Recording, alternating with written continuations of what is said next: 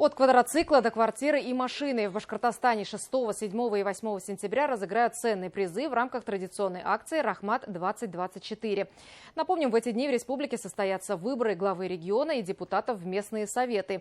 Все пришедшие на избирательные участки в дни голосования смогут получить QR-билеты для участия в розыгрыше призов. Каждому члену семьи, включая детей, выдадут квиток, который необходимо зарегистрировать на сайте rahmat102.rf.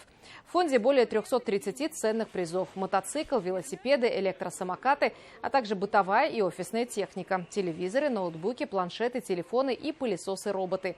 Результаты каждого розыгрыша будут опубликованы на сайте rahmat102.rf. Розыгрыши пройдут 6, 7 числа в 14 часов и 20 часов, 8 сентября в 14:00. И также мы анонсируем, что 8 сентября у нас пройдет ночь призов, где мы разыграем порядка 130 призов, которые доедут до каждого уголка нашей республики. Мы делаем праздник для людей. Но, само собой, мы приглашаем всех, чтобы они участвовали в выборах.